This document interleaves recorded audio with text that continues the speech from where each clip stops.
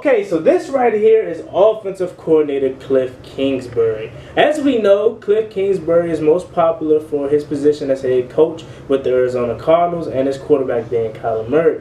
While he was there in the desert, he had an offense named the Air Raid offense.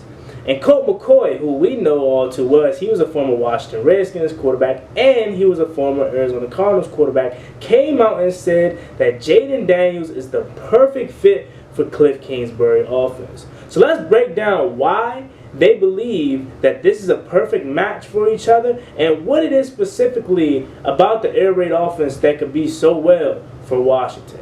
Let's talk about it. How I feel? Left. What I want? I love the way she rockin' it. I love the way she move it, shake it on me. When she cry for him, the shawty is the winner.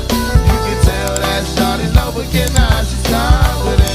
I love the way she move it. YouTube, what's going on? It's Juan Gotti here with another Washington Commanders video, and in today's video, we're going to be talking about what is the air raid offense and how it could benefit the Washington Commanders this year and in the future. So without further ado, let's get straight into today's video. But before we do, make sure you guys go down below, leave a like on this video, subscribe to the channel if you are new, turn on post notifications so you get notified when I upload new videos like this to the channel. We're on the road to 7,000 subscribers, so it'd be greatly appreciated if you can help me reach that goal as soon as possible. Let everybody know your man Juan Gotti is back. Let's get to it. So the Washington Commanders, they go out and hire Kliff Kingsbury. Kliff Kingsbury was the head coach of the Arizona Cardinals, USC Trojans. He was there for a while too, and he runs an air raid offense. Now, what is the air raid offense? During my research, I have a little bit of knowledge and information to give you. In American football, the air raid offense refers to an offensive scheme popularized by such coaches as Mike Leach, Hall Moom, Sonny Dykes, and Tony Franks during their respective tenures at Iowa, Winston-Salem University, Ball State, Kentucky, Oklahoma, Texas Tech, Louisiana Tech, and Washington State. The system is designed out of the shotgun formation with 4 wide receivers and 1 running back. The formation are a variation of the run and shoot offense with 2 outside receivers and 2 inside slot receivers. The offense also used trips formations featuring 3 wide receivers on one side of the field and a single receiver on the other side. Now, when I hear that, immediately what comes to my mind is we're trying to go down the field. It seems like Kliff Kingsbury wants to go down the field. 4 wide receivers on the field, out of the gun, drop your quarterback back, have 1 running back, whether that's the pass block or whether that's to send them on a little swing route or, a Texas or something like that. It seems like he just wants to move the ball down the field. And if I could remember correctly, watching Arizona with Kliff Kingsbury and Kyler Murray, it seemed like that's what they were doing. It was rare where I would see Kyler Murray, have some underneath routes, some shallow crosses, some drag routes, something underneath. It seemed like it was always digs, streaks, fly route, 9 routes, whatever, post corners, scissor concept. Like it always seemed like it was a lot of going down the field. And if Kyler Murray wasn't making anything with his legs, it was none of that slow, steady, underneath kind of pace. And drafting Jayden Daniels, that is kind of a match made in heaven, because if you turn on a lot of his tape is going down the field, unless he's making something happen with his legs. If it's a designed run, if it's read option, if it's just him making something out of nothing. That's what it seems like. And a lot of the film that you watch with Kyler Murray, again, that's what it was. And I understand Kliff Kingsbury tenure in Arizona did not end the way he wanted it to. But let's not act like a couple years ago, Arizona, Kyler Murray wasn't an MVP candidate. I understand he tore his ACL. A lot of people want to make fun of him for the Call of Duty memes, which I think is, ridiculous, But let's not act as if they weren't running the NFC West for a while. And Kliff Kingsbury didn't have that team cooking. If I can remember correctly, that team was undefeated. Then they started off 6-0, 7-0, and then they lost to the Packers, and then that's when their season went downhill. They were cooking. And another advantage that I think I like about Kliff Kingsbury now, this go around, is that all he has to do is worry about offense. He's not a head coach anymore, so he doesn't have to worry about what the defense is doing, what the rest of what's the special teams doing, what all these other things that head coaches have to do. He can just worry about the offense. And Colt McCoy coming out saying Jayden Daniels is the perfect matchup for Kliff Kingsbury. That gives me all the confidence in the world. Now, let's go ahead and read a little bit about the system. So it says the scheme is notable for its focus on passing, as 65 to 75% of the offensive plays are passing plays. The quarterback has the freedom to change the play call audibles based on what the defensive team shows him at the line of scrimmage. In at least one instance, as many as 90% of the run plays called in a season were chosen by audible at the line of scrimmage. So again, that goes to show you, we're passing. We're passing. We're not about to be running the ball, so that can affect a guy like Brian Robinson. Honestly, it may not vote well for him, but B-Rob shown his ability last year that he can be a pass catcher. You know what I'm saying? But as far as a total this year, it may not be all of that. Now, it makes perfect sense why we went out and got Austin Eckler now.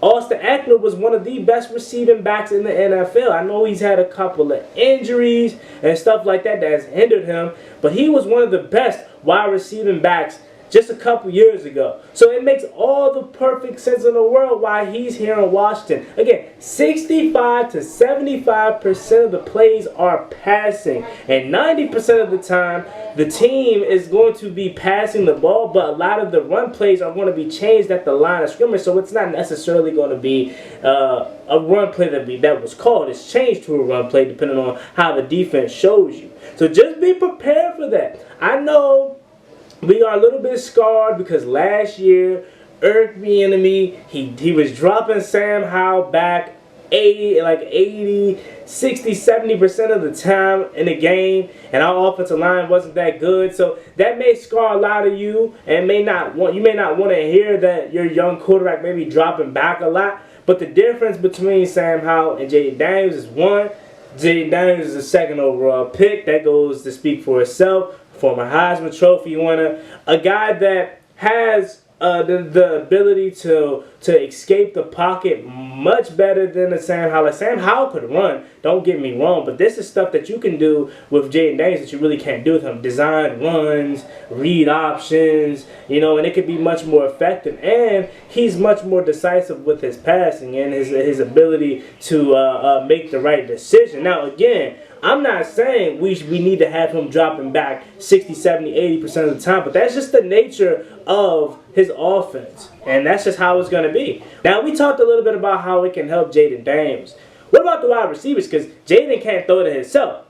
Terry McLaurin, Jahan Dotson, Olamide Zaccheaus, Luke McCaffrey, maybe Mitchell Tinsley. It can benefit them too. It can. Now, the person that I think is going to benefit from this the most, Jahan Dotson. Jahan Dotson is supposed to be our deep threat. Honestly, like I know Terry McLaurin can run too, but Jahan Dotson is supposed to be our deep threat, our big play maker down the field. You know? So I think this could benefit Jahan Dotson to move. Maybe Luke McCaffrey could come in and be that slot receiver, and that can help him too, because I think Luke McCaffrey, he has the ability to make plays down the field too. He's a go up and get it kind of guy. He's not the biggest, not the strongest, but he's a guy that can go up there and get it. But I'm talking about burner speed. Jahan Dotson may be the only one. Terry, he's fast, but he doesn't have like that. He's not extremely quick off the line. You know, Terry has that rack speed. You know what I'm saying? So Terry, Jahan, it benefits them, but we do need burners though. Like it would have been really great if we were in a position to get that guy from Kansas City that went to Kansas City. I think it was Worley or something like that.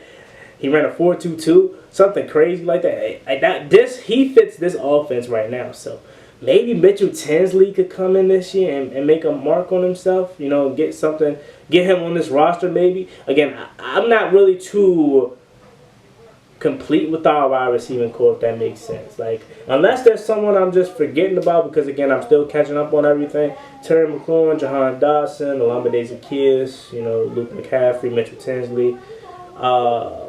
I think last year's receiving core was better, to be honest with you. But again, I'm not sure. Maybe we'll see. We'll see. But Terry, Jahan, Curtis Samuel, that was fine. But now we're going to have 4 receivers on the field most of the time. So Terry, Jahan, Luke McCaffrey, who else? Olamide Zaccheaus. Like, are you confident in Olamide Zaccheaus' ability? Now, he has some plays with Philly. You know, I'm not going to act as if he's just bums, because he's not. He has some plays with Philly, but it's still Olamide Zaccheaus. So, what does the tight end play in this role? You may be asking. Well, the tight end, he is going to be a little bit closer to the tackle. That's another reason why we probably got Zach Ertz. Now, what Ben Sinnott can do, he can ultimately become the new Zach Ertz, the younger Zach Ertz. Notice how we don't have a Kyle Pitts. We don't have Darren Waller. We don't have someone that's an athletic freak and that's just basically another receiver. We have a true tight end, because that's what the tight end is going to do in his offense. You're not looking for an athletic beast. That's why I wasn't really too worried about Ben Sinnott being, slow, or Zach Ertz not being, prime Zach Ertz not really being a fast guy. Because in this offense, you need a tight end that could block. You need a tight end that could catch. That's all you need. The reason why you need a tight end that could block is because, again, for the most part, your quarterback is going to be dropping out of the gun. Meaning, sometimes your running back is going to be on routes. So for the most part, it's going to be 5 versus 4. But when you want that extra protection, you want your tight end to slide in a little bit so he can, chip the edge rusher on his way out, same with the running back, or you want to keep him in to have an extra blocker. Because, again, for the most part, it's not really going to be no extra protection for the quarterback. You got to be quick in this offense. You can't sit back there forever, which, again, kind of scares me a little bit, because this offense is mainly focused about going down the field, and we are kind of scarred from last year with having so many long developing routes when we didn't have too many quick decisions. Maybe that can be different with Austin Eckler being there, with Zach Ertz or somebody like that that can stay underneath sometimes. But it is a little bit concerning how the air raid offense is a down the field kind of offense, but you don't have enough protection all the time that allows you to be looking down the field 24/7. So you're going to have times where you need that underneath route, slant, drag, shallow cross, whatever. You need some of that sometimes. So maybe that is what this offense can provide for you, but you just need to make the adjustments at the line. From what I'm reading and from what I'm trying to learn a little bit about the air raid offense, it seems like a quick passing down the field kind of offense, very minimum running. Again, explains why we have Austin Eckler, and I'm very excited about this offense. I think if it's executed properly, it can be a high-scoring offense. We could be putting up 30, 40 points in games this year if it's executed properly. The only con to this offense that I say is that you can, as an offensive coordinator, get away from the run game, and we know that all too well. Where we'll be like, man, why isn't Brian Robinson getting certain curries?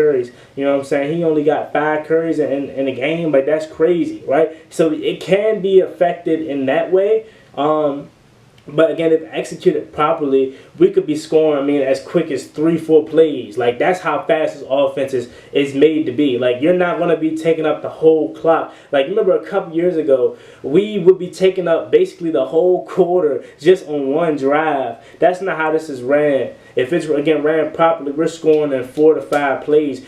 Before the halftime, you got a timeout, and you got 50 seconds left. We try and go score, or at least get in field goal range, right? That's the kind of offense it is. And again, I'm excited for it. I think we got enough playmakers on the team that can help with Terry McLaurin, Jahan Dodson, Zach Ertz, and Ben Sinnott, Austin Eckler, Brian Robinson. Let me know what y'all think about it down below in the comment section. This is a quick little video on how I think Jayden Daniels in the offense, air raid is the perfect matchup, him and Kliff Kingsbury.